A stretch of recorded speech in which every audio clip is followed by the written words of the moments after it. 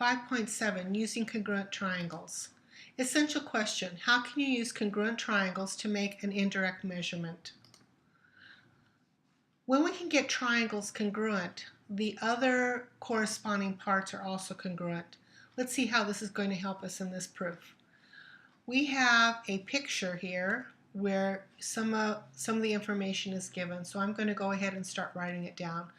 I can see that AB is congruent to BC and that AD is congruent to DC, and that comes from the given. Now I also see that with this reflexive side I can get BD congruent to BD, and that comes from reflexive. So with not too much work, I've eliminated all of these methods and I've come down and I've been able to prove the triangles congruent by SSS. Now I'm going to write out the triangle congruence. I'm going to start with ABD, and then I have to be very careful how I put these letters. Angle A is between the 2 and the 1 tick mark, so it goes with angle C, which is between the 2 and the 1 tick mark, which is C. And then I see AB, and it has to go with BC. Well, since C is already here, I'm going to have to put B in that second spot, and the only other letter to work with is D. And remember, our plan is SSS. Now let's take a look at what we were trying to prove. We weren't trying to prove the triangles congruent, but what's nice now is that since the triangles are congruent, we can now say angle A is congruent to angle C because it's the other congruent parts. So once the triangles have proved congruent, we have other parts that are congruent. And the way we write this is we say corresponding parts, that refers to the angle A and angle C, of congruent triangles. That comes from right over here, these congruent triangles that I got. And we say are congruent. So these are the corresponding parts. So we're talking about these corresponding parts, angle A and angle C, are from congruent triangles, which is up here, so therefore they must be congruent. And so it's like doing what we've been doing before, but going one extra step. All right, let's go ahead and take a look at this problem.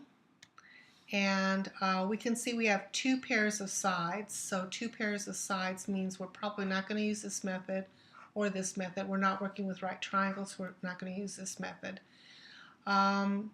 I don't see another pair of sides, so I don't think we're going to use this method, but I do see some vertical angles. So it looks like this will be my plan. So step one is to write down what I see given, QP congruent to PT and RP congruent to PS, and that's the given. Step two, we get some vertical angles, and I'm going to label that angle 1 and angle 2. So I'm going to say angle 1's congruent to angle 2. Vertical angles are congruent. And now I have my SAS, and I'm going to be very careful with my letter order. QRP. It doesn't matter how you start, it's how you finish. Now remember, the P's have to go together, so P will be at the end. And I have this QP, and it has to go with PT. Well, P's already here, so I'll have to put a T here, and the only other letter to work with is S.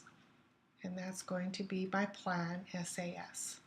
Now, since the triangles are congruent, the other parts that I didn't use in the proof are now going to be congruent.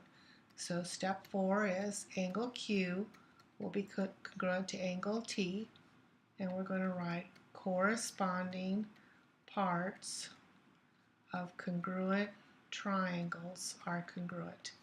These are the parts. They come from these triangles, and they are congruent. See how that ends like that. All right, let's go ahead and try another problem. Now, I see a pair of sides here, and I see a reflexive right here. So I see a hypotenuse pair and I see a leg pair. So I'm going to try for this one right here, HL. Now remember, HL is for right triangles. So be very careful and make sure you show right triangles.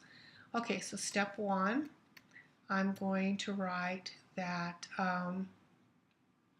segment JK is congruent to segment KL, and that's going to be my H pair given. And I'm also, it looks like I'm given that KM is perpendicular to JL because I see this little right angle. And I'm going to call this angle 1 and angle 2.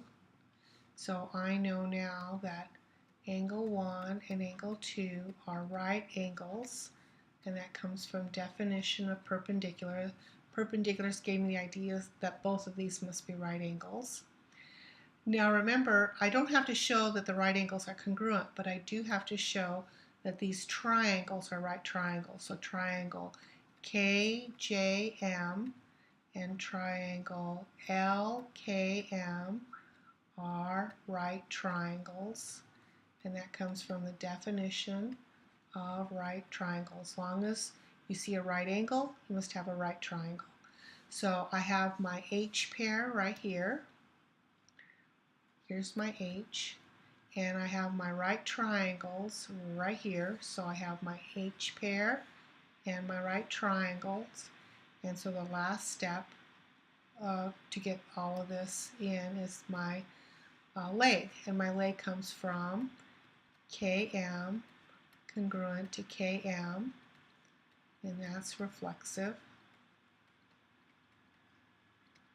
So now step 5, I can say triangle KJM is congruent. Remember, this angle and this angle, let's see, I should say the two M's have to go together.